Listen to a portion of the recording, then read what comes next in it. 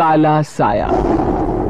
यूं तो बनारस घाट अपनी खूबसूरती के लिए बहुत प्रचलित है, पर घाट के किनारे कई राज लिए बैठे हैं। ये कहानी शुरू होती है बनारस के घाट के पास बने ममता निवास से, जहां प्रिया लाल जोड़े में ममता के घर उसकी बहू बनकर आती है। आओ आओ बहू, घर को अपने पैरों से पवित्र करो। ममता घर की दहलीज पार कर ही रही होती है कि अचानक एक बहुत गंदी सी बास पूरे घर में फैल जाती है।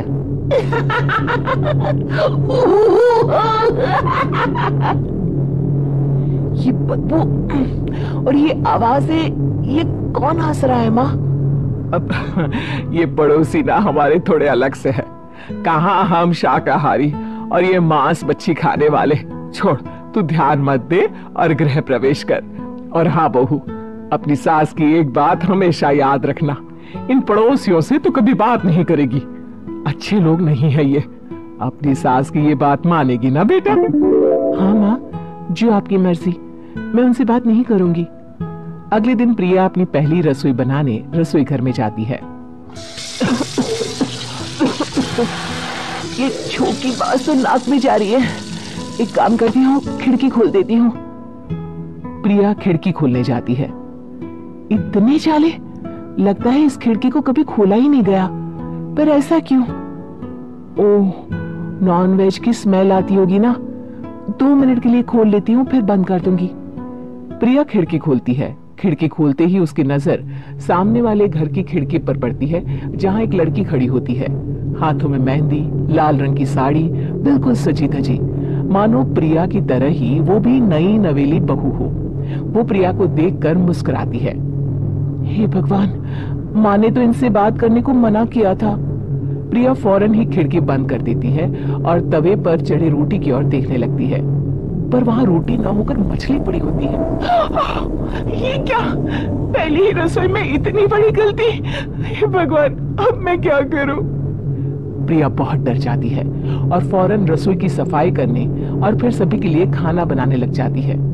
जब वो सबको खाना परोसती है, सब तो ठीक है, मैं बेकार में चिंता कर रही थी।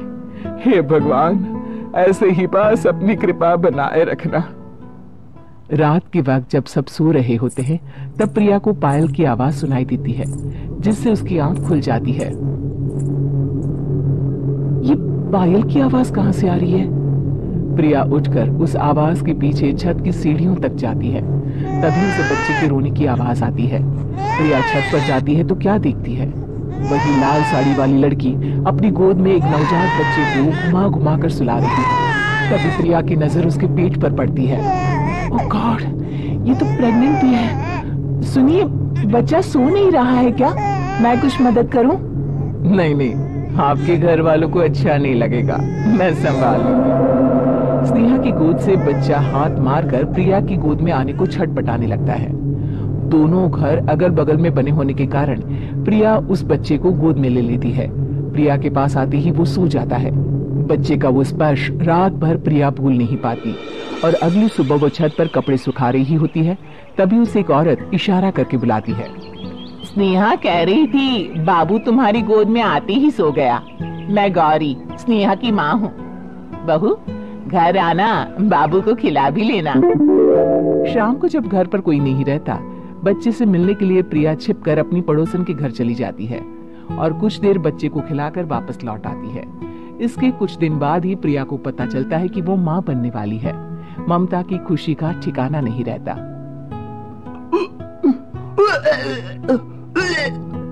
माँ जी, पता नहीं क्यों उल्टी आ रही है।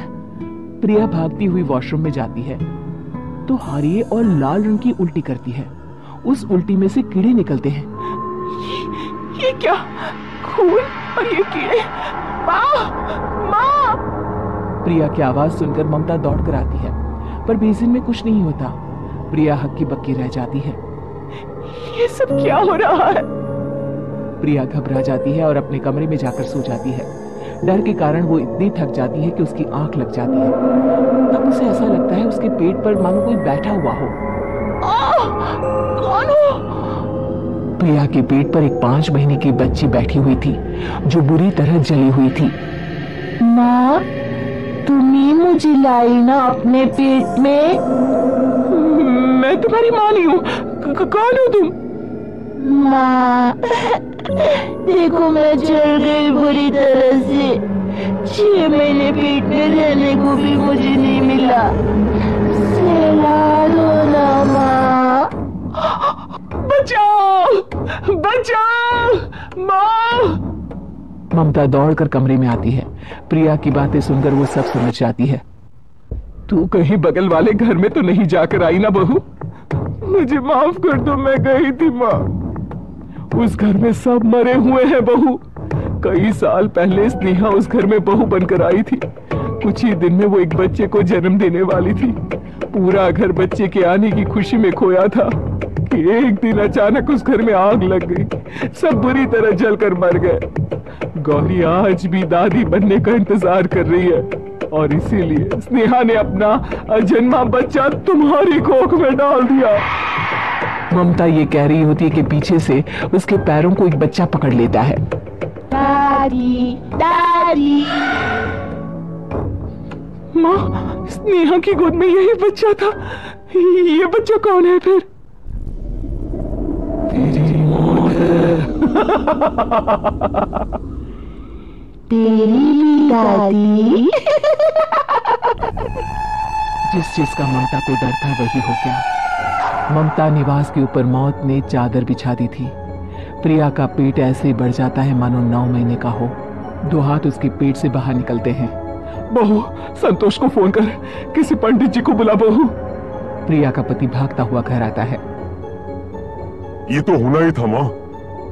तेरा बाप तेरे सामने आ गया तो तू सह नहीं पा रही है। स्नेहा घर में आग लगी नहीं थी, माँ ने लगाई थी प्रॉपर्टी की लालच में। और वो बच्चा मेरी पहली पत्नी का बच्चा है, मेरा बेटा, जो कि उस आग की चपेट का शिकार हो गया था।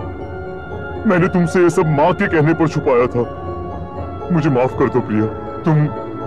तुम अगर चाहो तो यहाँ से जा सकती हो। मैं तुम्हें किसी भी बंधन में रखना नहीं चाहता।